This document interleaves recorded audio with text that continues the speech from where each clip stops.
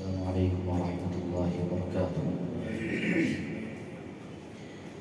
الحمد لله رب العالمين وبه نستعين محمد وعلى آله وصحبه أجمعين ومن تبعهم بإحسان إلى يوم الدين أما بعد. آج کے درس میں انشاءاللہ ہم نماز سفر کے حوالے سے گفتگو کریں گے کہ سفر میں نماز کا کیا حکم ہوگا اور قصر کرنے کی جو اجازت ہے اس کے کیا مسائل ہیں، اور اسی طریقے سے نماز عیدین ہے اس کے سلسلے میں ہم پہلے پڑھیں گے. تو کل ہم نے جمعہ کے سلسلے میں مسائل پڑھے تھے.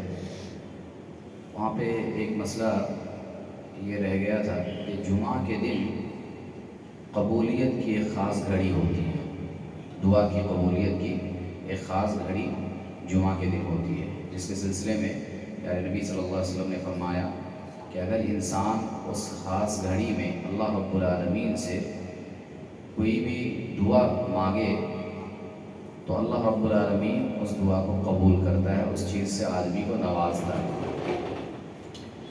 تو یہ جو گھڑی ہے وہ کون سے وقت میں، کون سی گھڑی ہے؟ اسی حدیث میں پیارے نبی صلی اللہ علیہ وسلم نے یہ بھی فرمایا، آپ نے اشارہ کرتے ہوئے کہا کہ وہ جو وقت ہے بہت ہی مختصر وقت ہے، بہت کم وقت ہے. قبولیت کی گھڑی جو ہے بہت کم ہے، مختصر وقت ہے. اہل علم کا اس سلسلے میں کافی اختلاف ہے کہ وہ جو گھڑی ہے وہ کون سی گھڑی ہے دعا کی قبولیت کی. اس سلسلے میں ابن حجر رحمہ اللہ نے غالباً 40 سے زیادہ اقوال نقل کیے ہیں مختلف علماء کے. ہر ایک نے اپنے اپنے اعتبار سے وہ اوقات بتائے ہیں، وہ گھڑی بتائی ہے، جن میں سے 2 قول راجح ہیں اور ان 2 میں سے ایک قول زیادہ راجح ہے. جو 2 قول کو انہوں نے ترجیح دی ہے جو راجح ہیں، ان میں سے ایک قول یہ ہے کہ وہ گھڑی جو ہے امام کے منبر پر بیٹھنے سے نماز جمعہ کے سلام پھیرنے تک وہ گھڑی رہتی ہے، اسی درمیان میں وہ گھڑی آتی ہے. ایک قول یہ ہے، اور دوسرا قول نماز عصر کے بعد سے لے کر سورج کے غروب ہونے تک، یعنی دن کا جو آخری حصہ ہے خاص طور پہ اس میں بھی نماز عصر کے بعد بھی دن کا جو آخری حصہ ہے نماز مغرب سے پہلے کا کچھ حصہ وہ راجح قول میں اہل علم نے بیان کیا ہے. اب یہاں تو مسئلہ اس میں نہیں ہے کہ عصر کے بعد اگر انسان کوشش کرے دعا کرے، اور لوگ کرتے بھی ہیں تو کوئی مسئلہ نہیں ہے، انسان کر سکتا ہے اور دعا اللہ رب العالمین قبول کرنے والا ہے، وہ گھڑی انسان کو مل سکتی ہے. لیکن مسئلہ یہاں پہ یہ ہے کہ جو پہلا قول ہے اس میں کہ جمعہ کے دوران یعنی امام کے منبر پر بیٹھنے کے بعد اور نماز جمعہ کے ختم ہونے تک وہ وقت رہتا ہے. تو اب انسان چونکہ حدیث میں خاص طور پہ دعا کا ذکر آیا ہے کہ دعا کرے تو اللہ رب العالمین قبول کرے گا. اب اس حالت میں ایک تو خطبہ ہو رہا ہے اور خطبے کے بعد پھر نماز ہو رہی ہے، تو انسان دعا کب کرے گا، کیسے کرے گا، کیسے کر سکتے بتائیے؟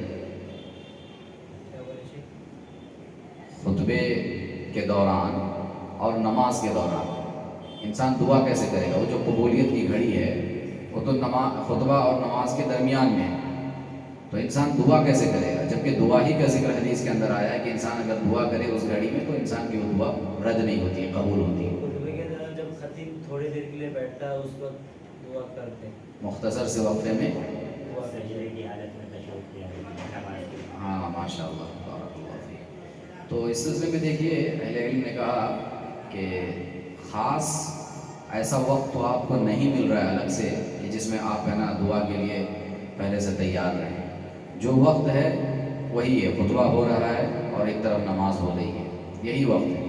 تو اب اس وقت میں مختصر طور پہ اگر کوئی درمیان میں دعا کر لے تو یہ کافی ہو جائے گی. اور خاص طور پہ بعض اہل علم یہ کہتے ہیں کہ 2 خطبوں کے درمیان میں جب خطیب بیٹھتا ہے تو مختصر سا جو وقفہ ہوتا ہے تو اس درمیان بھی انسان کوئی جامع دعا پر مشتمل الفاظ، جیسے مثال کے طور پہ ربنا آتنا فی الدنیا حسنہ، اس میں دنیا اور آخرت دونوں کی بھلائی اللہ رب العالمین نے جمع کر دی ہے.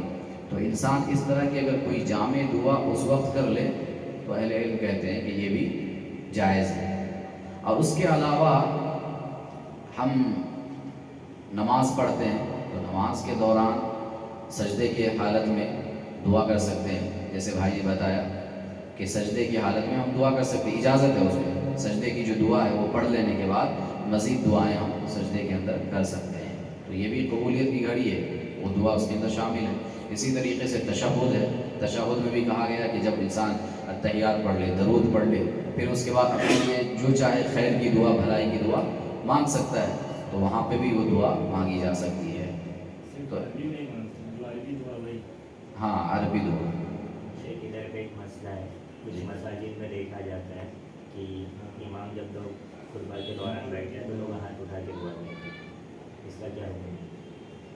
ہاتھ اٹھا کے اس دوران تو اصل میں دعا کرنے کا کوئی ثبوت تو موجود نہیں ہے، پہلی بات یہ، لیکن بعض اہل علم کہتے ہیں کہ اس دوران اگر انسان دعا کر لے تو کوئی حرج نہیں ہے، اور خاص طور پہ ہاتھ اٹھانے کے بارے میں تو میرے علم میں کوئی کسی نے نہیں کہا ہے کہ خاص طور پہ ہاتھ اٹھانا چاہیے، اس سلسلے میں کسی عالم کا قول نہیں گزرا ہے کہ ہاتھ اٹھا کر کے دعا کرنا چاہیے، بس یوں ہی آپ جیسے عام دعائیں پڑھتے ہیں اسی طریقے سے دعا پڑھ سکتے ہیں۔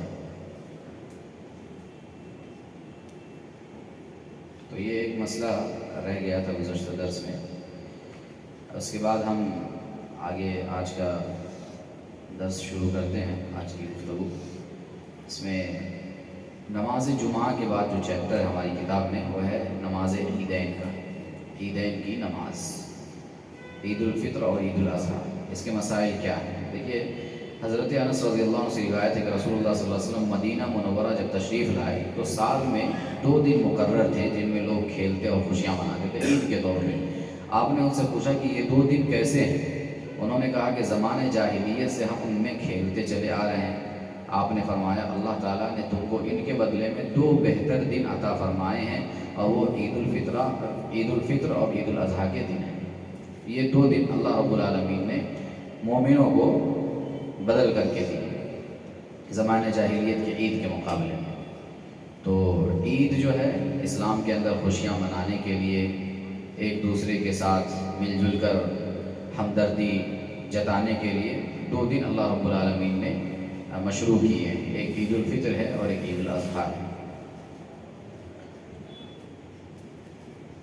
ہر جائز خوشی جو ہے وہ انسان ان 2 دنوں میں منا سکتا ہے شریعت کے دائرے میں رہتے ہوئے، جیسے حضرت عائشہ صدیقہ رضی اللہ عنہ کے پاس کچھ بچیاں دف بجا کر ایک جنگ بعاث کا قصہ جو انصار نے اشعار میں لکھا تھا وہ بیان کر رہی تھی، گا رہی تھی، دف بھی بجا رہی تھی اور اشعار بھی گا رہی تھی۔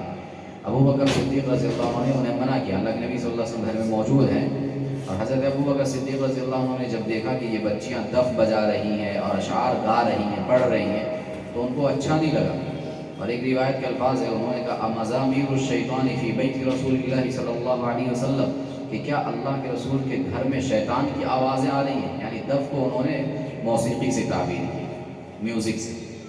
تو اللہ کے نبی صلی اللہ علیہ وسلم نے کیا کہا؟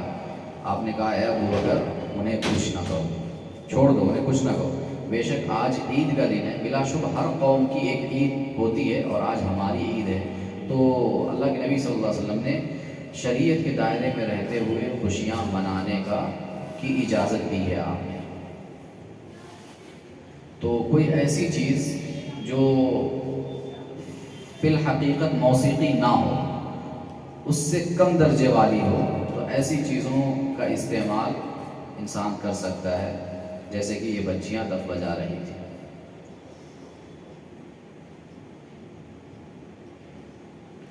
آج لوگ اس حدیث کو رکھ کر کے بہت سارے خرافات کرتے ہیں اور اپنے جو موسیقی ہے، میوزک ہے، اس پر استدلال کرتے ہوئے اس کے لیے جواز کشید کرتے ہیں، جو صحیح نہیں ہے۔ نماز عید کے مسائل کیا ہیں؟ سب سے پہلی چیز تو عید کی نماز کے لیے ہم غسل کرتے ہیں، ہے نا، غسل کرتے ہیں، تو کیا اللہ کے نبی صلی اللہ علیہ وسلم سے یہ ثابت ہے آپ غسل کیا کرتے تھے؟ اللہ کے نبی سے ثابت نہیں ہے، اللہ کے نبی سے ثابت نہیں ہے۔ یہ جو عید کے دن غسل کی بات ہے، یہ جمعہ پر اور عرفے کے دن پہ قیاس کیا گیا ہے۔ اور حضرت علی رضی اللہ عنہ فرماتے ہیں کہ جمعہ، عرفہ، قربانی اور عید الفطر کے دن غسل کرنا چاہیے. یہ حضرت علی رضی اللہ عنہ کا قول ہے، اللہ کے نبی کا ہے. اسی طریقے سے عبداللہ بن عمر رضی اللہ عنہ عید کے دن عیدگاہ کی طرف نکلنے سے پہلے غسل کیا کرتے تھے. تو یہ حضرت عبداللہ بن عمر رضی اللہ عنہ کا اپنا عمل بتایا جا رہا ہے. امام نووی رحمہ اللہ فرماتے ہیں کہ عید کے دن غسل کے مسئلے میں ابن عمر رضی اللہ عنہ کے اثر سے استدلال اور جمعہ کے غسل پر قیاس کیا گیا ہے. یہ ایک مسئلہ ہے. تو صحابہ کرام نے اس کا اہتمام کیا ہے، اگرچہ اللہ کے نبی صلی اللہ علیہ وسلم سے ثابت نہیں ہے، لیکن صحابہ کرام نے اہتمام کیا ہے تو اس کا اہتمام ہونا چاہیے. دوسرا مسئلہ یہ ہے کہ عید الفطر کی نماز کے لیے گھر سے نکلنے سے پہلے صدقۃ الفطر ادا کر دینا چاہیے. یہ رمضان کے مسائل میں سے ہے، عید کے مسائل میں سے ہے، اس لیے یہاں پہ یہ مسئلہ آیا ہے کہ صدقۃ الفطر کی ادائیگی گھر سے نکلنے سے پہلے کر دینا چاہیے. اور اصل تو یہی ہے اس مسئلے میں کہ عید کا چاند دیکھ لینے کے بعد عید کی جو رات ہے اسی رات میں مستحقین تک صدقہ فطر پہنچایا جائے. اصل یہی ہے. لیکن کچھ انتظامی امور کے طور پہ مان لیجئے کہ تھوڑے سے وقت میں یا فوراً اس وقت تیاری نہیں ہو پاتی ہے، تو ایسے وقت میں 1-2 دن پہلے بھی اس کے لیے تیاری کر سکتے ہیں اور تیاری کر کے مستحقین تک پہنچا سکتے ہیں. بعض صحابہ کرام سے اس طرح ثابت ہے.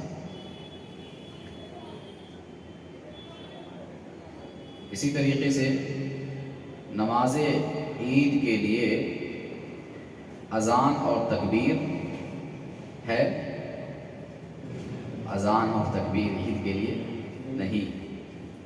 بغیر اذان اور بغیر تکبیر کے اللہ کے نبی صلی اللہ علیہ وسلم نے عید کی نماز پڑھائی ہے اور خطبے سے پہلے آپ نے نماز پڑھائی ہے. پہلے نماز بعد میں خطبہ ہے، بغیر اذان اور بغیر تکبیر کے. ابن عباس رضی اللہ عنہ بیان کرتے ہیں کہ آپ صلی اللہ علیہ وسلم نے عیدگاہ میں سوائے عید کی 2 رکعتوں کے آپ نے نہ پہلے نفل پڑھی ہیں نہ بعد میں آپ نے نفل پڑھی ہیں. تو اس سے کیا پتہ چلتا ہے کہ عیدگاہ میں صرف عید کی 2 رکعت پڑھنا ہے، نہ اس سے پہلے کوئی نفل نہ اس کے بعد کوئی نفل. لیکن اگر مسجد میں کسی وجہ سے نماز ہو رہی ہے، پہلی بات تو یہاں پہ ایک اور مسئلہ ہے کہ کیا عیدگاہ کے علاوہ مسجد میں بھی نماز پڑھ سکتے ہیں کہ نہیں. عید کی نماز مسجد میں عید کی نماز وقت ضرورت پڑھی جا سکتی ہے. اہل علم نے اختلاف کیا اس مسئلے میں. اصل میں اختلاف یہ کیا کہ اللہ کے نبی صلی اللہ علیہ وسلم نے عیدگاہ کے اندر ہی نماز پڑھی ہے تو اس لیے عیدگاہ میں ہی نماز پڑھنی چاہیے، جبکہ بعض اہل علم کہتے ہیں صحابہ کرام کے بعض آثار کو سامنے رکھتے ہوئے کہ وقت ضرورت مسجد میں بھی نماز پڑھی جا سکتی ہے. اور واقعی ضرورت پڑتی ہے. ہر جگہ تو مسائل کہیں نہ کہیں پیدا ہوتے ہیں. بارش وغیرہ ہو گئی خاص طور پہ شہروں میں تو پھر بھی ہال وغیرہ بک کرتے ہیں تو اس میں اتنا مسئلہ نہیں ہوتا ہے، صرف لوگوں کے آنے جانے میں مسئلہ ہوتا ہے، نماز میں مسئلہ نہیں ہوتا ہے. لیکن گاؤں دیہات میں جو عیدگاہ جسے کہتے ہیں، آبادی سے باہر نکل کر کے کھیتوں میں، کھلیانوں میں، گراؤنڈس میں جو جا کر کے پڑھتے ہیں تو وہاں پہ تو مسئلہ ہوتا ہے.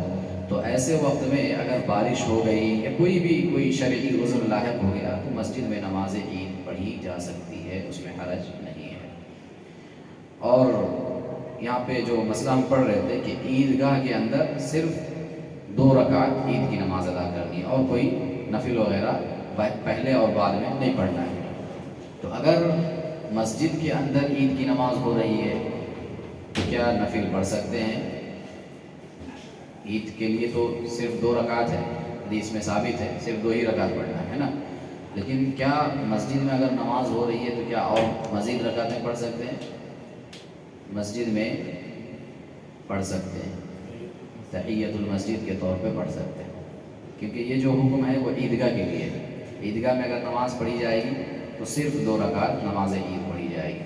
لیکن یہاں پہ نماز عید اگر مسجد میں ہو رہی ہے تو مسجد میں تو عید کی نماز پڑھنی ہے، اس لیے لوگ جمع ہو رہے ہیں. لیکن مسجد میں آنے کی وجہ سے تحیۃ المسجد کا حکم اللہ کے نبی صلی اللہ علیہ وسلم نے عام حدیثوں میں دیا ہے، لہٰذا اس پہ عمل ہو سکتا ہے. اگر کوئی تحیۃ المسجد پڑھے تو کوئی مسئلہ نہیں. نبی رحمت صلی اللہ علیہ وسلم جب عید الفطر کے لیے جاتے تو آپ کچھ کھا کر کے نکلتے تھے. کیا کھاتے تھے؟ کوئی میٹھی چیز یا کھجور کا تذکرہ حدیثوں میں آتا ہے. آفتاب عدد میں 1 3 5 جو وطر جسے کہتے ہیں، تو اس عدد میں آپ کھا کر کے عید الفطر کے لیے نکلتے تھے، جبکہ عید الاضحیٰ کے لیے آپ بغیر کھائے نکلتے تھے، یہ آپ کی سنت ہے. اور آنے کے بعد خاص طور پہ جب آپ جس جانور کی قربانی کرتے تھے اسی سے عام طور پہ آپ کچھ کھانے کی شروعات کرتے تھے. یہاں ایک اور مسئلہ ہے کہ اگر کسی کی نماز عید چھوٹ جائے تو کیا کرے گا وہ؟ نماز عید اگر چھوٹ جائے تو کیسے ادا کرے گا؟ کیا اسے نماز عید پڑھنا ہے کہ نہیں پڑھنا ہے؟ اگر پڑھے گا تو کتنی پڑھے گا، کیا کرے گا؟ یہاں پہ عید کا حکم کیا ہے یہ جاننا ضروری ہے. پہلی بات نماز جمعہ کا حکم ہم نے دیکھا ہے، فرض نمازوں کا حکم واجب ہے. اسی طریقے سے عید کی نماز بھی جو ہے یہ بھی فرض عین ہے، واجب ہے ہر شخص پہ، ہر مکلف شخص پہ جو طاقت رکھتا ہے عید کی نماز پڑھنے کی، اس کے اوپر عید کی نماز پڑھنا ضروری اور واجب ہے. الا یہ کہ کوئی شرعی عذر ہو تو پھر ساقط ہو جائے گا. جیسے اور نمازیں ساقط ہو جاتی ہے، جمعہ ساقط ہو جاتا ہے تو عید بھی ساقط ہو جائے گا. لیکن اگر شرعی عذر نہیں ہے، آدمی مکلف ہے، تو پھر اس کے اوپر عید کی نماز پڑھنا فرض اور واجب ہے. یہی راجح قول ہے. تو اگر کسی کی عید کی نماز چھوٹ گئی تو وہ کیا کرے گا؟ اسے عید ہی کی صفت کے ساتھ، اسی کیفیت کے ساتھ، اسی نماز کی جو کیفیت ہے عید کی نماز کی، اسی کیفیت کے ساتھ 2 رکعت پڑھ لینا چاہیے اپنے گھر میں.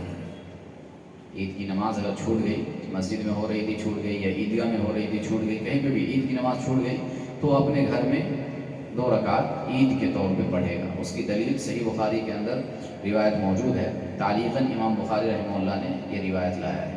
حضرت انس بن مالک رضی اللہ عنہ جب شہر جا کر عید کی نماز باجماعت ادا نہ کر سکتے، شہر میں جہاں عید کی نماز ہوتی تھی وہاں جا کر کے عید کی نماز جب ادا نہیں کر سکتے تو کیا کرتے؟ اپنے غلاموں اور بچوں کو جمع کرتے تھے، اپنے غلاموں اور بچوں کو جمع کرتے اور اپنے غلام عبداللہ ابن ابی عتبہ کو شہر والوں کی نماز کی طرح نماز پڑھانے کا حکم دیتے تھے.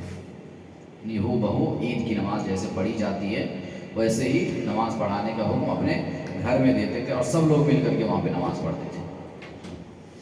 تو یہ امام بخاری کا بھی گویا یہی فتویٰ ہے، اسی لیے انہوں نے یہ حدیث اثر لایا ہے انس بن مالک رضی اللہ عنہ کا، اور انہوں نے بخاری کے اندر باب باندھا، باب اذا فاتہ العید یصلی رکعتین، کہ جس شخص کی عید کی نماز فوت ہو جائے وہ 2 رکعتیں ادا کرے گا. اسی حدیث سے استدلال کرتے ہوئے ابھی دیکھیے لاک ڈاؤن میں جب عید کی نماز بھی ہم نہیں پڑھ سکتے تھے، تراویح وغیرہ تو خیر نہیں پڑھے پورے مہینے میں، تو اس وقت جو عید کی نماز کی بات ہو رہی تھی تو اسی روایت سے اہل علم نے استدلال کیا تھا. بہت سے لوگ تھے جو کہہ رہے تھے کہ نہیں، اس کی جگہ پہ چاشت کی نماز 4 رکعت پڑھ لیا جائے تو ہو جائے گا. کچھ ہو رہا ہے دیکھیے، تو چاشت کی نماز پڑھ لیا جائے یا مزید کچھ رکعتیں دوسری نمازوں کا تذکرہ کر رہے تھے. حالانکہ یہاں پہ امام بخاری رحمہ اللہ نے باب باندھا ہے، تو جو چیز ثابت ہے اس کو اختیار کرنا چاہیے. تو اگر کسی کی عید کی نماز چھوٹ جائے، اب کوئی عذر تھا، اب اتنا بڑا عذر تھا کہ آدمی جب فرض نماز مسجد میں آ کر کے ادا نہیں کر پا رہا ہے تو عید کی نماز کیسے ہو سکتی؟ تو یہ عذر تھا. تو اس عذر کی بنا پہ اہل علم نے یہ فتویٰ جاری کیا تھا اس وقت کہ یہ گویا نماز عید چھوٹ جانے کے حکم میں ہے، فوت ہو جانے کے حکم میں. اس لیے امام بخاری نے جو باب باندھا ہے اور جو حسر لایا ہے انس بن مالک رضی اللہ عنہ کا، اسی پر عمل کیا جائے گا. اسی کے مطابق ہر شخص اپنے اپنے گھر میں نماز عید ادا کرے گا. اگر ایک پوری فیملی ہے اور کئی لوگ ایک فیملی میں، تو ایک آدمی امام بن جائے گا اور باقی سارے لوگ اس کے پیچھے نماز ادا کریں گے. اسی طریقے سے اگر کوئی ایسا مسئلہ ہو جائے کہ عید کے دن لوگ عید نہ پڑھ سکیں، تو کیا اس عید کو اگلے دن تک مؤخر کر سکتے ہیں، اگلے دن پڑھ سکتے ہیں؟ جی ایک مسئلہ ہوا تھا ایسے نا، ابھی قریب میں ہوا تھا. بعض لوگوں نے چاند دیکھ لیا تھا اور بعض نے نہیں دیکھا، ہے نا.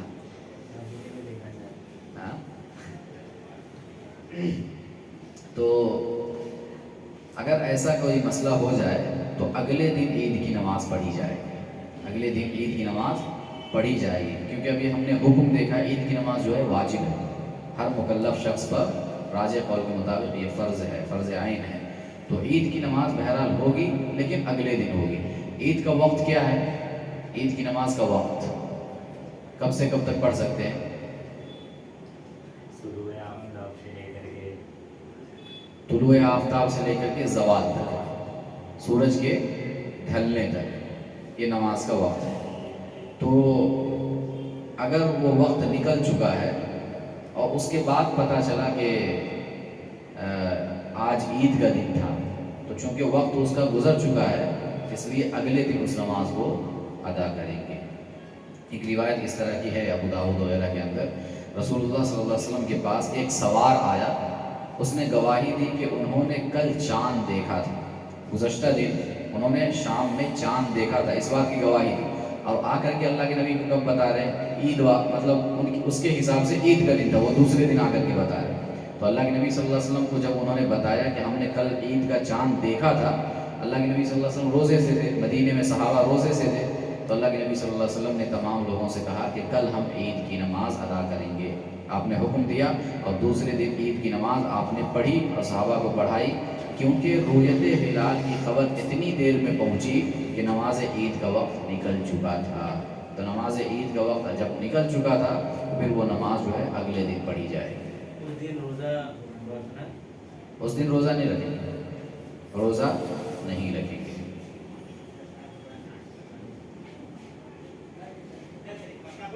تو اس حدیث سے اہل علم نے استدلال کیا کہ اگر کسی عذر کی بنا پر نماز عید فوت ہو جائے تو اگلے دن عید کی نماز کے لیے لوگ نکلیں گے۔ جس دن اس بات کو معلوم ہو اس دن آپ ہو جائے اس کا کیا مطلب جیسا وہ خبر آئی ہاں کہ چاند دیکھ لیا ہے اور آج لوگ روزہ ہے، روزہ توڑ دیں گے، روزہ نہیں ہوگا، کیونکہ آپ دیکھیے فرض روزے کی حیثیت سے آپ نے اس روزے کو رکھا ہے اور آپ رمضان سے تو نکل چکے، آپ شوال میں داخل ہو چکے ہیں، شوال کی ایک تاریخ ہے جس میں آپ روزہ رکھے ہوئے ہیں، تو اس لیے روزہ نہیں رکھیں گے، اس کو چھوڑ دیں گے۔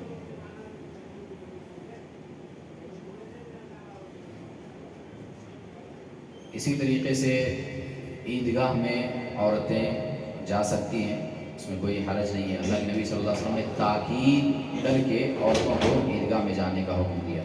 ایک روایت جو صحیح بخاری اور صحیح مسلم وغیرہ کے اندر ہے، ام عطیہ رضی اللہ عنہ کہتی ہیں کہ ہمیں حکم دیا گیا کہ ہم سب عورتوں کو حتیٰ کہ حیض والی اور پردہ والیوں کو بھی دونوں عیدوں میں گھروں سے نکالیں، اس بات کا اللہ کے نبی صلی اللہ علیہ وسلم نے حکم دیا تاکہ وہ سب مسلمانوں کی جماعت میں نماز میں ان کی دعا میں حاضر ہوں، اور فرمایا حیض والیاں جائے نماز سے الگ رہیں، یعنی وہ نماز نہ پڑھیں لیکن مسلمانوں کی دعاؤں میں اور ان کی تکبیروں میں ضرور شامل رہیں تاکہ اللہ کی رحمت اور بخشش سے وہ بھی حصہ پا لیں۔ ایک عورت نے عرض کیا اللہ کے نبی صلی اللہ علیہ وسلم اگر ہم میں سے کسی کے پاس چادر نہ ہو تو پھر وہ کیسے عیدگاہ جائے گی؟ پردے کے لیے چادر نہ ہو تو کیسے عیدگاہ جائے گی؟ اللہ کے نبی صلی اللہ علیہ وسلم نے فرمایا اس کو اس کی ساتھ والی عورت چادر اڑا دے، یعنی اپنے پڑوسن سے یا ہمجولیوں سے وہ چادر لے لیں عاریتاً اور بعد میں نماز پڑھنے کے بعد اس کو لوٹا دے۔ تو دیکھیے اتنی تاکید ہے عید کی نماز میں عورتوں کی شرکت کے لیے کہ سبحان اللہ، لیکن اس کے باوجود بھی لوگ مسلک پرستی میں ان واضح احکامات کو اور صحیح بخاری صحیح مسلم کی ان روایتوں کو نظر انداز کر دیتے ہیں۔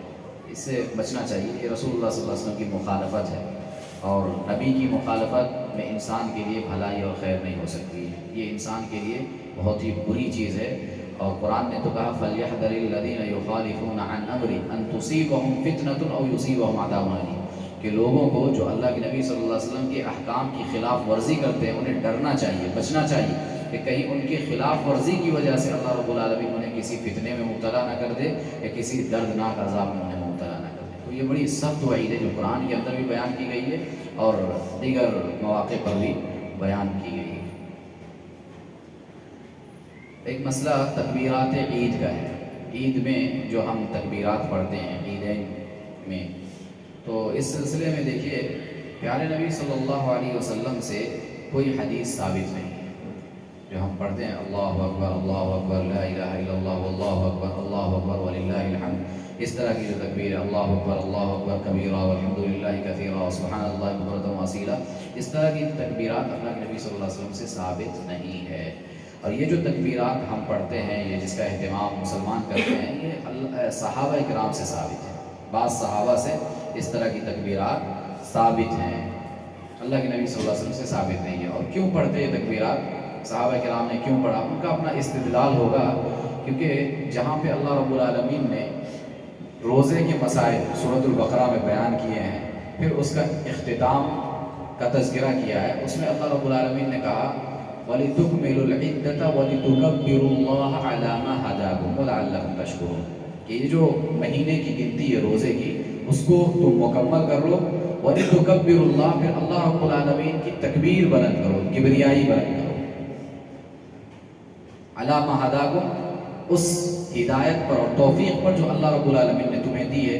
انسان رمضان کے مہینے میں عبادت کرنے کی زیادہ سے زیادہ کوشش کرتا ہے اللہ کی توفیق سے، بغیر اللہ کی ہدایت اور توفیق کے انسان کوشش نہیں کر سکتا ہے، نہیں عبادت کر سکتا ہے۔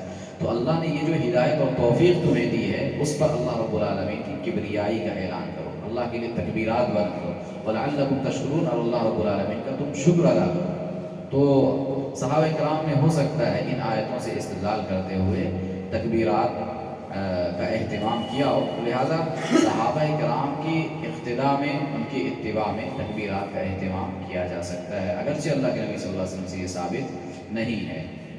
اس سلسلے میں سیدنا علی رضی اللہ عنہ کا ایک قول ہے، ان کا عمل بتایا گیا بیہقی وغیرہ کی روایت میں، کہ سیدنا علی رضی اللہ عنہ عرفہ کے دن 9 ذی الحجہ کی فجر سے لے کر 13 ذی الحجہ کے عصر تک تکبیرات کہتے تھے، یعنی یہ عید الاضحیٰ کے موقع پہ تکبیرات ثابت ہوتی ہیں اس سے۔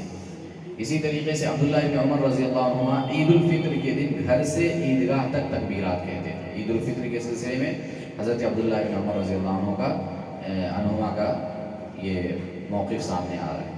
اسی طریقے سے امام زہری کہتے ہیں کہ لوگ عید کے دن اپنے گھروں سے عیدگاہ تک تکبیرات کہتے تھے، اپنے گھروں سے عیدگاہ تک تکبیرات کہتے ہیں، پھر امام کے ساتھ تکبیرات کہتے تھے۔ مصنف ابن ابی شیبہ کی روایت ہے، اس سے بھی ثابت ہوتا ہے کہ تکبیرات کہنا چاہیے۔ حضرت عبداللہ بن عباس رضی اللہ عنہ 9 ذی الحجہ کو نماز فجر سے لے کر 13 ذی الحجہ کی نماز عصر تک ان الفاظ میں تکبیرات کہتے تھے، اللہ اکبر کبیرہ، اللہ اکبر کبیرہ، اللہ اکبر واجل، اللہ اکبر وللہ الحمد۔ یہ حضرت عبداللہ بن عباس رضی اللہ عنہ کے الفاظ ہیں، جو تکبیرات کے الفاظ یہ عید الاضحیٰ کے موقع پہ ثابت ہے، 9 ذی الحجہ سے لے کے 13 ذی الحجہ تک۔ اسی طریقے سے سلمان فارسی رضی اللہ عنہ ان الفاظ میں تکبیرات کہتے تھے، اللہ اکبر اللہ اکبر اللہ اکبر کبیرہ، صحیح روایت ہے۔ لہٰذا صحابہ کرام کی اتباع میں، اقتداء میں ان تکبیرات کا اہتمام کرنے والا تکبیرات کہہ سکتا ہے، کہنا چاہیے۔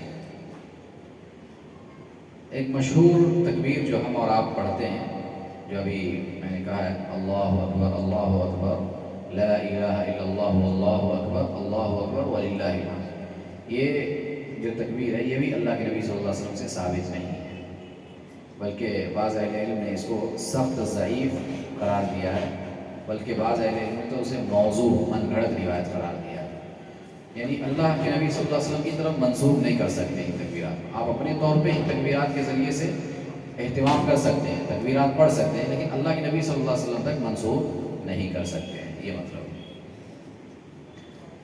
نماز عید کا طریقہ کیا ہے؟ نماز عید جو ہے، عید الفطر اور عید الاضحیٰ کے دن اللہ کے نبی صلی اللہ علیہ وسلم جب جاتے تو سب سے پہلے آپ نماز پڑھتے، پھر خطبہ دیتے، جب لوگ صفوں میں بیٹھے رہتے، خطبے میں لوگوں کو آپ نصیحت اور وصیت کرتے اور اچھائی اور بھلائی کا حکم دیتے تھے، پھر لوگ واپس لوٹ جاتے تھے۔ تو یہ خطبے یعنی عید کی جو نماز ہے اس کی پوری کیفیت اس کے اندر، اس حدیث کے اندر آ گئی ہے۔ اسی طریقے سے نماز عید کے اندر تکبیرات زوائد، کچھ تکبیرات ہوتی ہیں جو الگ سے امام کہتا ہے اور مقتدیوں کو بھی کہنا چاہیے۔ وہ کیا ہے؟ پہلی رکعت میں 7 زائد تکبیرات ہے اور دوسری رکعت میں 5 زائد تکبیرات ہیں۔ قرات سے پہلے جب تکبیر تحریمہ کہہ لیا جائے اللہ اکبر کہہ کر کے ہاتھ باندھ لیے جائیں، پھر اس کے بعد ثنا وغیرہ پڑھ لیں گے، دعا پڑھنے کے بعد پھر 7 زائد تکبیرات کہیں گے اللہ اکبر، اور 7 مرتبہ پڑھ لینے کے بعد اعوذ باللہ بسم اللہ پڑھ کر کے پھر قرات شروع کریں گے۔ تو یہ دوسری رکعت میں بھی اسی طریقے سے قرات شروع کرنے سے پہلے 5 زائد تکبیرات ہیں۔ یہ تکبیرات ان کا حکم کیا ہے؟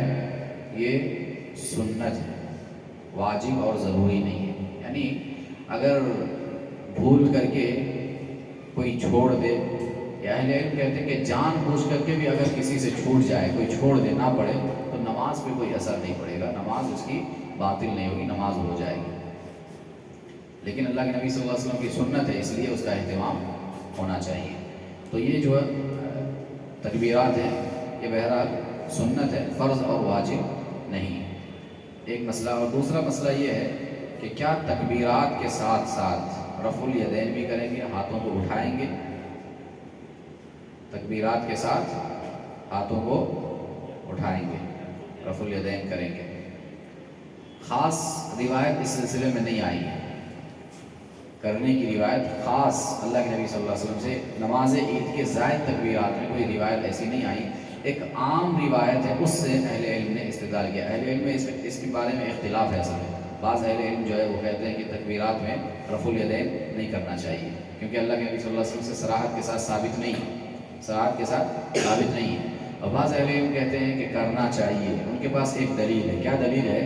امام بیہقی رحمہ اللہ نے نماز عیدین کی زائد تکبیرات میں رفع الیدین کرنے پر جس حدیث سے استدلال کیا ہے، وہ حدیث حضرت عبداللہ ابن عمر رضی اللہ عنہ کی ہے۔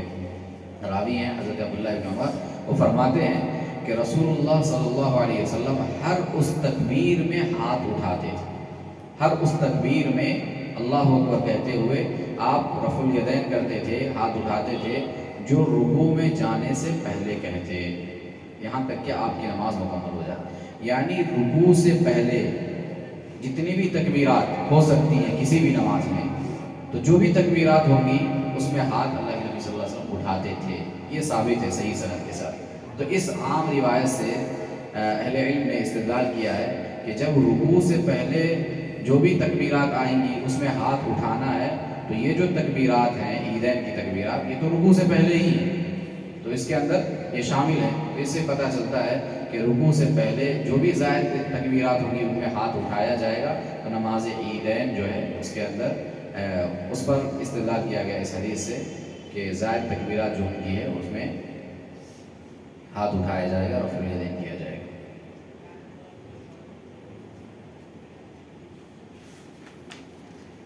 اسی طریقے سے عید الاضحیٰ کے دن نماز عید پڑھ کر ہی قربانی کرنی چاہیے، اس سے پہلے تو قربانی نہیں کر سکتے۔ اگر کوئی کر دے تو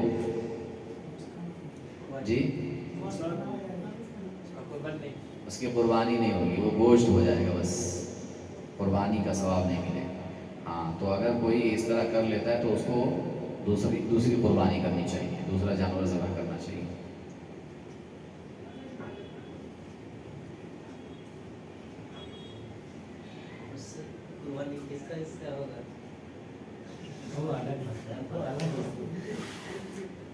یہ تو ضمناً ایک بات آ گئی ہے، ہمیں ٹاپک ہمارا یہ نہیں ہے قربانی کے حصے۔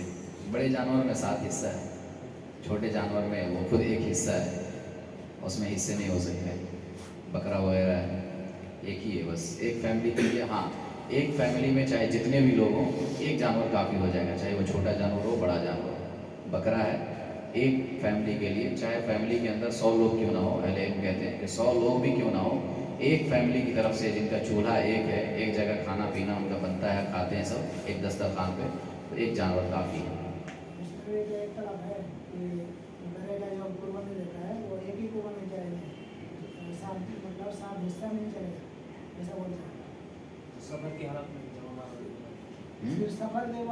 سفر کے بارے میں آتا ہے کہ 7 حصہ کیا گیا ہے۔ اچھا، سفر وہ حدیث جو ہے وہ ہے سفر کے بارے میں، لیکن اس سے اہل علم نے یہی استدلال کیا ہے کہ بڑے جانور میں جو گائے وغیرہ ہے اس میں 7 لوگ شریک ہو سکتے ہیں، اور اونٹ میں 10 لوگ شریک ہو سکتے ہیں۔ اس میں تو میرے علم کے مطابق اللہ عالم اختلاف نہیں ہوتا ہے اور جو فیملی ہے وہ فیملی بکری کا جیسے چھوٹا جانور ہوتا ہے وہ فیملی کے لیے اور جو بڑا ہے وہ ایک آدمی کے لیے پورا فیملی نہیں اس میں شریک ہوتا ہے وہ جا سکتا ہے 7 الگ الگ فیملی شریک ہو سکتی ہے، یہ مطلب ہاں نہیں ہو سکتی ہے، ایسا پڑھے نہیں ہو سکتے. نہیں واللہ عالم، میرے علم میں تو ایسی بات نہیں ہے. اور جو تکبیر آپ بتایا تھا کہ اس میں پورا آپ کا ساگا بھائی آپ کا چاچے لوگ کے ساتھ دے سکتے بڑے جی اپنا ساگا بھائی چاچا یہ سب مطلب بڑے بڑے کا دے سکتے ہیں. تو ان لوگ کا مطلب حصہ بن سکتا ہے. تو جب فیملی ان کی سب کی الگ الگ ہے تو یہاں حصہ بن سکتا ہے، تو پھر جو دوسرے لوگ ہیں وہ کیوں نہیں بنا سکتے ایک ہی جانور میں؟ دوسرے کچھ کا نہیں ہوگا وہ. نہیں واللہ عالم، میرے علم میں تو ایسی بات نہیں ہے. صرف جو جیسے تکبیر ہم لوگ دیتے ہیں مطلب یہ سب جو ہوتا ہے عید میں اس ٹائم بولتا ہے کہ مقتدی کو آپ بھی تکبیر پڑھے اور یہ سب بولتا ہے اور ہم لوگ بھی پڑھتے ہیں. یہ صحیح نہیں ہے. نبی صلی اللہ علیہ وسلم سے ثابت نہیں ہوتا ہے. وہی تو ابھی کہا ہے کہ اللہ کے نبی صلی اللہ علیہ وسلم سے تکبیر ثابت نہیں ہے. ایک طرح مطلب جو امام کو بولتے امام بولتا ہے اور مقتدی بھی بولنے کو بولتا ہے نا کہ وہی بات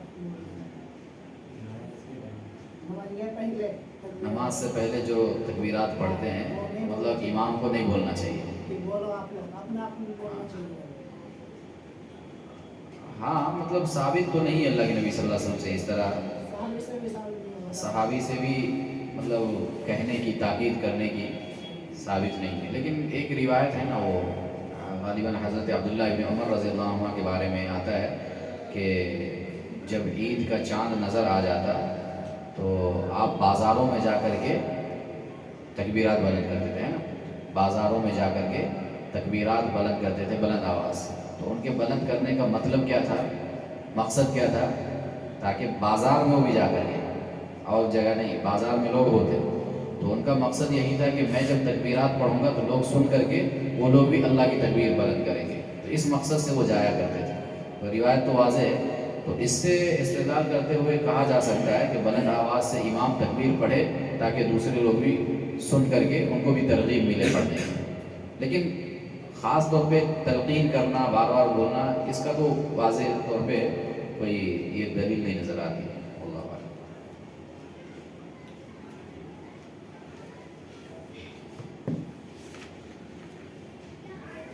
وقت بہت تیزی کے ساتھ جا رہا ہے.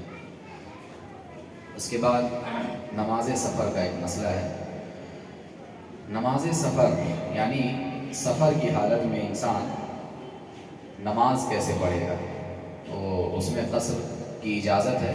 سفر کی حالت میں قصر کرنے کی اجازت ہے. قصر کسے کہتے ہیں؟ ہر 4 رکعت والی فرض نماز کو 2 رکعت کر کے پڑھنا ہے. ظہر، عصر اور عشاء 4 رکعت والی نمازوں کو 2 رکعت کر کے ادا کرنا ہے. اسے قصر کہا جاتا ہے. یہ اس کا حکم کیا ہے؟ اس کے حکم میں بھی اہل علم کا اختلاف ہے. بعض اہل علم کہتے ہیں کہ قصر کرنا واجب ہے، بعض اہل علم کہتے ہیں کہ واجب نہیں ہے. واجب کہنے والے زیادہ دلیل کے اعتبار سے قوی ہیں، ان کا موقف زیادہ مضبوط ہے، کیونکہ کئی ایک اس بارے میں دلائل موجود ہیں. جیسے کہ ایک روایت یہ بھی ہے کہ صحابی کہتے ہیں کہ اللہ رب العالمین نے جب رخصت دیا ہے تو اس رخصت پر انسان کو عمل کرنا چاہیے. اس سلسلے میں کئی ایک روایتیں دیکھیے. یہاں پہ بعض روایتیں ہم دیکھتے ہیں. ایک روایت ہے ابتدا میں، شروعات میں سفر اور حضر 2 رکعت نماز فرض کی گئی تھی. یعنی اصل جو نماز تھی وہ 2 ہی رکعت تھی، چاہے وہ انسان گھر میں ہو یا سفر میں ہو. اصل نماز جو تھی وہ 2 ہی رکعت تھی. پھر سفر کی نماز کو باقی رکھا گیا اور حضر کی نماز کو مکمل کر دیا گیا.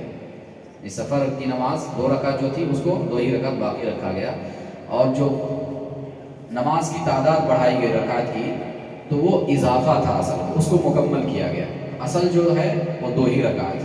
تو اس سے بعض اہل علم نے کہا کہ اصل نماز 2 رکعت ہے، تو 2 رکعت سفر میں انسان کو پڑھنا چاہیے، 2 ہی رکعت پڑھنا چاہیے. اسی طریقے سے ایک روایت ہے کہ بے شک اللہ تعالیٰ نے تمہارے نبی کی زبان کے ذریعے مسافر پر 2 رکعتیں مقیم پر 4 رکعتیں اور حالت خوف میں 1 رکعت نماز فرض کی ہے۔ اس روایت سے بھی اہل علم نے استدلال کیا ہے۔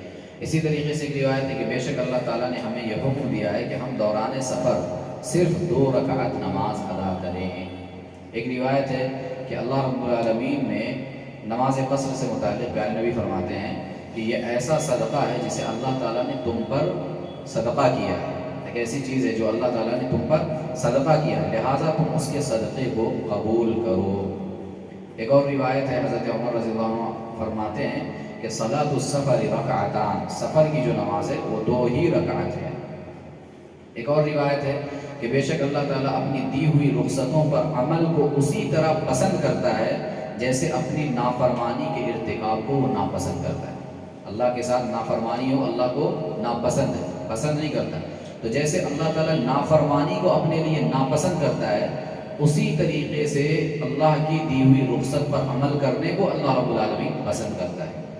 تو یہ اور اس طرح کے اور بھی کئی دلائل ہیں، زیادہ طول نہ دیتے ہوئے مختصر طور پہ ان دلائل سے یہ ثابت ہوتا ہے کہ سفر میں اگر اللہ رب العالمین نے رخصت دی ہے تو رخصت کو قبول کرنا چاہیے، یہی زیادہ بہتر اور مناسب ہے۔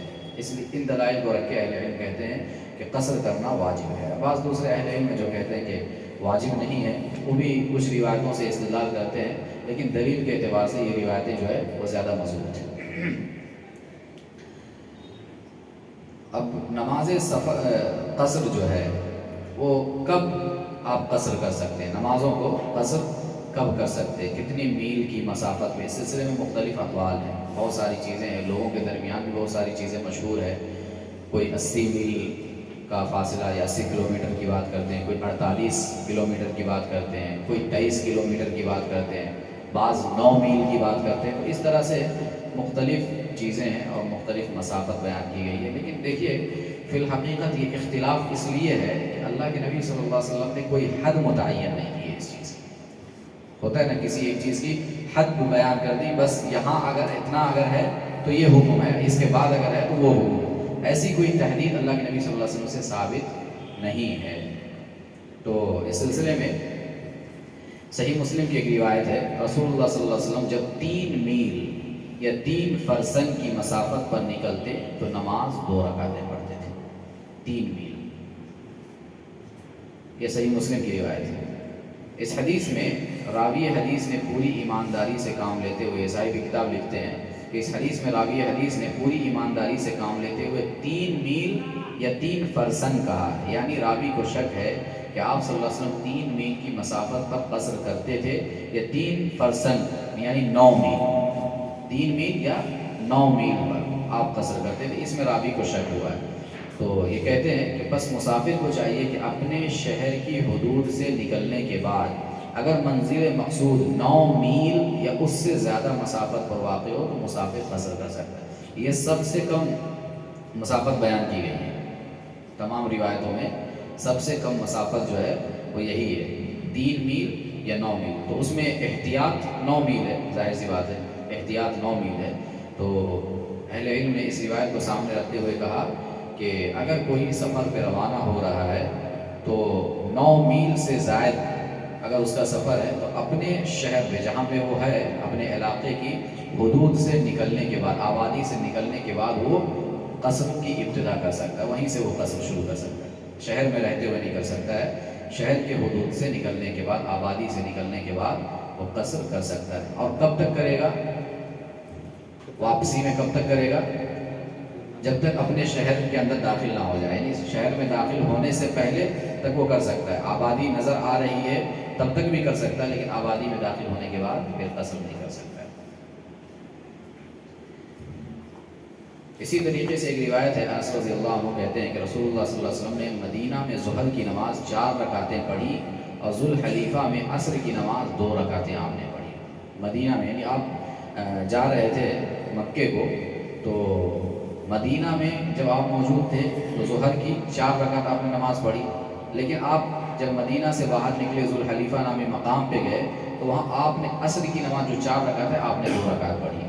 اب دیکھیے صاحب کتاب کہتے ہیں کہ ذوالحلیفہ ایک مقام کا نام ہے جو مدینہ منورہ سے 6 میل کے فاصلے پر، 6 میل۔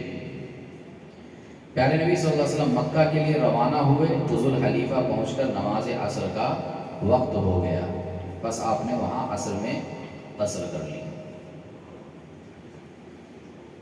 تو اس سے یہ پتہ چلا کہ مسافر، ایک چیز تو یہ ہے کہ بعض روایتوں میں تو اس طرح کی مسافتیں آئی ہیں، اور اس سے ہٹ کر کے اہل علم کہتے ہیں کہ بسا اوقات ایسا ہوتا ہے کہ انسان اپنے شہر میں یہ 9 میل سے زیادہ بھی چلا جاتا ہے، بڑا آج کل کے دور میں تو بڑے بڑے شہر ہیں، لیکن اس کو انسان سفر نہیں سمجھتا ہے نا۔ اور کبھی دیہات وغیرہ میں ایسا ہوتا ہے کہ اس طرح کی جو مسافت حدیث میں بیان کی گئی ہے اتنی مسافت طے کر لیتا ہے، اور یقیناً لگتا ہے کہ بھائی انسان تھک گیا ہے، پریشان ہو گیا ہے، اور چہرے پر اس کے آثار بھی نظر آنے لگتے ہیں۔ تو اب یہاں پہ اہل علم نے کہا کہ عرف عام میں جسے سفر کہا جائے گا اس کو بھی خیال رکھنا ضروری ہے، یعنی یہ خیال رکھنا، یہ تو مسافت اپنی جگہ پہ مختلف مسافتیں بیان کی گئی ہیں، 9 میل، 3 میل، یا اسی طریقے سے 6 میل، اس طرح کی مسافتیں بیان کی گئی ہیں، لیکن اس سب سے ہٹ کر کے عرف کا بھی اعتبار کیا جائے گا۔ یہ دیکھا جائے گا کہ کیا عرف میں جو سفر کر رہا ہوں یا جا رہا ہوں کہیں، عرفاً اس کو سفر کہا جا سکتا ہے کہ نہیں، عام طور پہ یہ سفر مانا جائے گا کہ نہیں مانا جائے گا۔ اگر آپ کو لگتا ہے آپ کی پریشانیوں کی وجہ سے، تھکاوٹ کی وجہ سے کہ ہاں یہ سفر ہے، تو آپ ہے نا جو حدیث میں یہ تعداد یا مسافت بیان کی گئی ہے آپ اس پر عمل کر سکتے ہیں، اور اس کے مطابق آپ اپنی نماز کو قصر کر سکتے ہیں۔ لیکن عرفاً آپ کو نہیں لگتا ہے کہ یہ سفر نہیں ہے میرا، ایسا روز ہوتا رہتا ہے، تو اگر آپ کو عرف میں ایسا نہیں لگتا ہے تو آپ نماز قصر نہیں کریں گے، کرنا ضروری نہیں ہے۔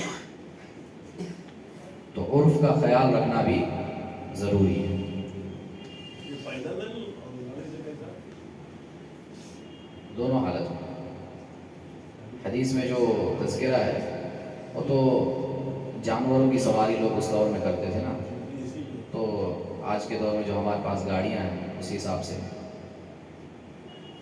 تو جو مسافت بتائی گئی ہے اس میں گاڑیاں ہو یا پیدل ہو اس کا یہ ہو سکتا ہے، اعتبار ہو سکتا ہے، بلکہ اعتبار ہوگا، ہو سکتا نہیں ہوگا، اسی کا اعتبار ہوگا۔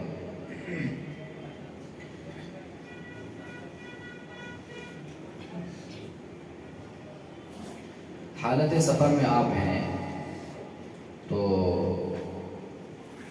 اور مطمئن ہیں، مطلب کوئی خوف نہیں ہے، تو کیا خوف نہ ہونے کے باوجود بھی نماز قصر کر سکتے ہیں؟ خوف نہیں ہے کسی طرح کی، کوئی ٹینشن نہیں ہے، آدمی ذہنی اعتبار سے ایک دم فری ہے، کوئی پرابلم نہیں، کوئی مسئلہ نہیں، امن میں، سکون میں، کیا اس کے باوجود بھی انسان قصر کر سکتا ہے؟ یا یہ کہ اگر امن میں ہے، سکون میں ہے تو اسے نماز مکمل ادا کرنی چاہیے؟ عقل تو یہی کہتی ہے۔ تو اس بارے میں شریعت نے کہا کہ حالت امن میں بھی قصر کر سکتے ہیں، حالت امن میں بھی 2 رکعت، 4 رکعت کی نماز 2 رکعت آپ ادا کر سکتے ہیں، قصر کر سکتے ہیں۔ اس کی دلیل وَإِذَا ضَرَبْتُمْ فِي الْأَرْضِ فَلَيْسَ عَلَيْكُمْ جُنَاحٌ أَن تَقْصُرُوا مِنَ الصَّلَاةِ إِنْ خِفْتُمْ أَن يَفْتِنَكُمُ الَّذِينَ كَفَرُوا۔ ایک روایت ہے، حدیث ہے، اور ایک روایت ہے کہ صحابی رسول یعلا بن ابی امیہ وہ کہتے ہیں کہ میں نے عمر رضی اللہ عنہ سے پوچھا کہ اللہ تعالیٰ تو یہ فرماتا ہے کہ جب تم سفر میں ہو اور اگر تمہیں کفار سے خوف ہو تو نماز قصر کر لو، تم پر کوئی گناہ نہیں ہے۔ خوف کا تذکرہ ہے روایت آیت کے اندر آیا ہے کہ اگر خوف ہو تو نماز قصر کر لو تو کوئی مسئلہ نہیں ہے۔ تو صحابی رسول حضرت ابو یعلا کہتے ہیں، عمر رضی اللہ عنہ سے پوچھتے ہیں کہ آج ہم امن میں ہیں، ان کے دور میں پوچھ رہے ہیں کہ آج تو ہم امن میں ہیں تو ہم آج کیوں نماز قصر کریں؟ تو عمر رضی اللہ عنہ نے فرمایا کہ مجھے بھی یہی تعجب ہوا جیسے تمہیں تعجب ہوتا ہے، تو میں نے رسول اللہ صلی اللہ علیہ وسلم سے پوچھا اس بارے میں کہ ہم تو اب امن کی حالت میں ہیں تو ہم کیوں قصر کریں؟ تو آپ صلی اللہ علیہ وسلم نے فرمایا امن کی حالت میں قصر کی اجازت دینا اللہ رب العالمین کا احسان ہے، صدقہ ہے، اس صدقے کو، اس احسان کو قبول کرو۔ تو اس سے پتہ چلتا ہے۔ اور اس کے علاوہ دیکھیے پیارے نبی صلی اللہ علیہ وسلم کے بارے میں آتا ہے کہ آپ نے مینا میں قصر نماز پڑھائی۔ اللہ کے نبی صلی اللہ علیہ وسلم مینا میں، یہ کب کی بات ہے؟ حجۃ الوداع کے موقع پر، اور حجۃ الوداع سن 10 ہجری میں آپ صلی اللہ علیہ وسلم نے کیا، یعنی اسلام پورے جزیرے عرب میں اس وقت پھیل چکا تھا، امن ہی امن ہر طرف، کسی طرف سے خوف نہیں تھا، لیکن اس کے باوجود بھی اللہ کے نبی صلی اللہ علیہ وسلم امن میں ہونے کے باوجود مینا میں نماز قصر کرتے ہیں اور صحابہ کرام کو نماز پڑھاتے ہیں۔ تعداد کے اعتبار سے بھی صحابہ بہت تھے اور حالت امن میں تھے، تو اس سے پتہ چلتا ہے کہ مسافر کو قصر پر عمل کرنا چاہیے، یہ اللہ رب العالمین کی جانب سے احسان ہے۔ قصر کی حد کیا ہے، یعنی کتنے دن تک انسان قصر کرے گا؟ تو اس سلسلے میں کئی ایک روایتیں آئی ہوئی ہے۔ اگر کوئی مسافر کسی علاقے میں متردد ٹھہرے، متردد کا معنی ہے کہ آپ سفر کرتے ہوئے کسی شہر میں جا رہے ہیں، کسی کام سے جا رہے ہیں، لیکن آپ کے پاس یہ فکس نہیں ہے، متعین نہیں ہے کہ آپ کا کام جو ہے کتنے دن میں ہو جائے گا۔ ایک ہوتا ہے کہ بھئی میں ایک ہفتہ ہی یہاں پہ رہوں گا، 4 دن میں میرا کام ہو جائے گا، اس کے بعد میں نکل جاؤں گا، ایسا ہوتا ہے۔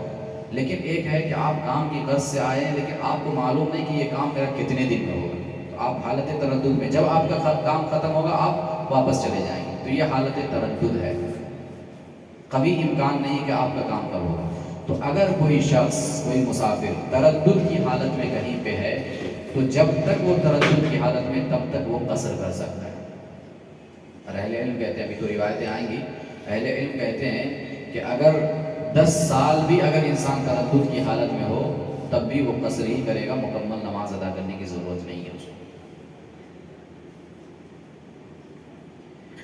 انس رضی اللہ عنہ عبد الملک بن مروان کے ساتھ 2 مہینے تک بحیثیت متردد مسافر کے شام کے علاقے میں رہے اور نماز 2 رکعتیں پڑھتے رہے، یعنی قصر کرتے، 2 مہینے تک تھے، لیکن پتہ نہیں تھا کہ کب ہمیں واپس جانا ہے، تردد میں تھے، کبھی بھی جا سکتے تھے، تو اس لیے نماز 2 رکعت ادا کرتے تھے 2 مہینے تک، انس رضی اللہ عنہ کے بارے میں۔ اسی طریقے سے ایک روایت ہے ابو جمرہ نصر بن عمران سے کہ میں نے ابن عباس سے سوال کیا کہ ہم غزوے کی غرض سے، جنگ کی غرض سے خراسان کے علاقے میں طویل قیام کرتے، لمبا رہتے، ٹھہرتے، کیا ہم پوری نماز پڑھیں؟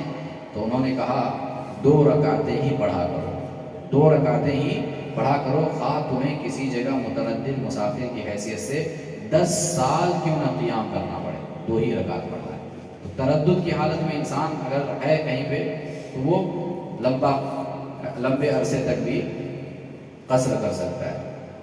اسی طریقے سے ایک روایت ہے جس کا مفہوم یہ ہے، جس سے یہ پتہ چلتا ہے کہ اگر کوئی شخص کہیں پہ 19 دن تک ٹھہرا ہے، 19 دن، تو 19 دن یا اس کے اندر 15 دن، 10 دن، 18 دن، 19 دن تک اگر کوئی کہیں پہ ٹھہرا ہے تو وہ قصر کرے گا۔ 19 دن تک ارادہ، مطلب اس کو معلوم ہے کہ میں 19 دن تک یہاں پہ ٹھہرا رہوں گا، معلوم ہے اس کو، متعین ہے، تو وہ کیا کرے گا؟ وہ قصر نماز ادا کرے گا۔ لیکن اگر 19 دن سے زیادہ ٹھہرنا اس کا فکس ہے، 19 دن سے زیادہ، 20 دن سمجھ لیجئے، 25 دن، 1 مہینہ، 19 دن سے زیادہ ٹھہرنا اس کا فکس ہے اس جگہ پہ، تو وہ کیا کرے گا؟ مکمل نماز ادا کرے گا، وہ قصر نہیں کرے گا۔ ٹھیک، اس سلسلے میں ایک روایت ہے، ابن عباس رضی اللہ عنہ کہتے ہیں کہ رسول اللہ صلی اللہ علیہ وسلم نے ایک سفر کیا، پھر آپ 19 دن ٹھہرے اور 2 رکعتیں آپ نماز پڑھتے رہے۔ ابن عباس نے فرمایا اگر ہم کسی منزل میں 19 دن ٹھہرتے تو 2 رکعتیں پڑھتے تھے، اور جب اس 19 دن سے زیادہ ٹھہرتے تو ہم 4 رکعات پڑھا کرتے تھے۔ تو 19 دن سے زیادہ اگر کہیں ٹھہرنا ہو اور فکس ہو 19 دن سے زیادہ کہ مجھے اتنے دن ٹھہرنا ہے، 1 مہینہ مان لیجئے کہ 1 مہینہ مجھے یہاں پہ رہنا ہی رہنا ہے، اس سے پہلے میں نہیں جاؤں گا، تو آپ نمازیں قصر نہیں کریں گے بلکہ مکمل نماز ادا کریں گے۔ ہاں 19 دن، 15 ہی دن مجھے ٹھہرنا ہے یہاں پہ، 18 ہی دن ٹھہرنا ہے، اگر ایسی بات ہے تو پھر آپ نماز قصر کر سکتے ہیں، کرنا چاہیے۔ اسی طریقے سے سفر میں اذان اور جماعت، اقامت، اس کی بھی اجازت ہے شریعت میں کہ اگر انسان سفر میں ہے تو اذان بھی دے سکتا ہے اور جماعت کے ساتھ نماز بھی ادا کر سکتا ہے کئی لوگوں میں۔ اس سلسلے میں ایک روایت ہے کہ 2 آدمی آپ صلی اللہ علیہ وسلم کی خدمت میں حاضر ہوئے جو سفر پر جا رہے تھے، تو آپ نے فرمایا کہ جب تم سفر پر جاؤ اور نماز کا وقت ہو جائے تو اذان اور اقامت کہو، پھر تم میں جو بڑا ہو وہ امامت کرے۔ اچھا، سفر میں ایک اور سہولت ہے، ایک سہولت ہے قصر کرنے کی، کہ 4 رکعت کی نماز کو آپ 2 رکعت ادا کر سکتے ہیں، سہولت۔ دوسری سہولت نمازوں کو جمع کرنے کی، نمازوں کو جمع کرنے کی، 2 نمازوں کو ایک وقت میں آپ نے پڑھ لیا، تو اس کی بھی سہولت شریعت نے دی ہے۔ کیسے جمع کرنا ہے؟ اس سلسلے میں ایک روایت ہے، ابن عباس رضی اللہ عنہ سے روایت ہے کہ رسول اللہ صلی اللہ علیہ وسلم دوران سفر ظہر اور عصر کو اکٹھا پڑھتے تھے اور مغرب اور عشاء کو جمع کرتے تھے۔ جمع کی 2 صورتیں، نماز جمع کرنے کی 2 صورتیں، ایک جمع تقدیم ہے اور ایک جمع تاخیر ہے، یعنی پہلے جمع کرنا ہے، دوسری نماز کو پہلی نماز کے وقت میں جمع کرنا ہے، یہ جمع تقدیم ہے۔ اور جمع تاخیر کیا ہے؟ پہلی نماز کو دوسری نماز تک مؤخر کرنا ہے، ڈیلے کرنا ہے، یہ جمع تاخیر ہے۔ اس سلسلے میں ایک روایت ہے، معاذ بن جبل رضی اللہ عنہ سے روایت ہے کہ غزوہ تبوک کے موقع پر اگر رسول اللہ صلی اللہ علیہ وسلم سورج ڈھلنے کے بعد سفر شروع کرتے تو ظہر اور عصر کو اس وقت جمع فرما دیتے، اور اگر سورج ڈھلنے سے پہلے سفر شروع کرتے تو ظہر کو مؤخر کر کے عصر کے ساتھ ادا فرما دیتے۔ کیا مطلب ہے؟ مطلب یہ ہے کہ اگر اللہ کے نبی صلی اللہ علیہ وسلم سفر پہ روانہ ہونا ہوتا آپ کو، تو سورج کے ڈھلنے سے پہلے، زوال سے پہلے اگر آپ نکلتے تو آپ نماز نہیں پڑھتے تھے۔ سورج ڈھلنے سے پہلے اگر آپ نکلتے سفر پہ تو آپ کوئی نماز نہیں پڑھتے تھے، بعد میں نماز ادا کرتے تھے، نماز کو مؤخر کرتے تھے۔ ظہر کو اتنا مؤخر کرتے تھے کہ ظہر اپنے آخری وقت میں پہنچ جاتا تھا اور وہاں سے اس کے فوراً بعد عصر کا وقت شروع ہو جاتا تھا۔ تو اگر سورج ڈھلنے سے پہلے آپ سفر کے لیے نکلتے تو آپ کا معمول یہ ہوتا کہ نماز پڑھے بغیر آپ نکل جاتے اور پھر ظہر کو آخری وقت میں اور عصر کو اول وقت میں ایک ساتھ جمع کر لیتے تھے۔ اور اگر آپ سورج کے ڈھلنے کے بعد نکلتے تو پھر آپ دونوں نمازوں کو اسی وقت پڑھ لیتے تھے، ظہر کے وقت میں ہی عصر کو پڑھ لیتے تھے، ظہر اور عصر دونوں پڑھ کے پھر آپ نکلتے تھے سفر میں۔ اسی طریقے سے اگر سورج غروب ہونے کے بعد سفر شروع کرتے تو مغرب اور عشاء اسی وقت پڑھ لیتے، اور اگر سورج غروب ہونے سے پہلے آپ سفر پر نکلتے تو مغرب کو مؤخر کر کے عشاء کے ساتھ پڑھتے تھے۔ جیسے سورج ڈھلنے سے پہلے اگر آپ نکلتے سفر پہ تو آپ نماز پڑھے بغیر نکل جاتے تھے، نماز نہیں پڑھتے تھے۔ ویسے ہی اگر سورج کے ڈوبنے سے پہلے آپ سفر پر نکلتے تو آپ پھر نماز نہیں پڑھتے تھے، مغرب وغیرہ نہیں پڑھتے تھے۔ سورج کے ڈوبنے کے بعد اگر آپ نکلتے تھے تو مغرب اور عشاء دونوں کو ایک ساتھ جمع کر کے اللہ کے نبی صلی اللہ علیہ وسلم پڑھا کرتے تھے، مغرب کو مؤخر کرتے تھے، عشاء کے ساتھ پڑھتے تھے۔ تو اس حدیث سے یہ پتہ چلا کہ مسافر کے لیے نمازوں کو جمع کرنے کی بھی سہولت شریعت نے دی ہے، اور اس کی ایک صورت یہ بتائی گئی کہ مطلب 2 صورتیں بتائی گئی۔ ایک تو یہ ہے کہ آپ نمازوں کو پہلے بھی جمع کر سکتے ہیں اور بعد میں بھی جمع کر سکتے ہیں۔ اس میں بہتر صورت یہ ہے کہ آپ ظہر کی نماز کو اتنا مؤخر کیجیے، اگر ظہر عصر جمع کرنا چاہ رہے تو ظہر کی نماز کو آپ اتنا مؤخر کیجیے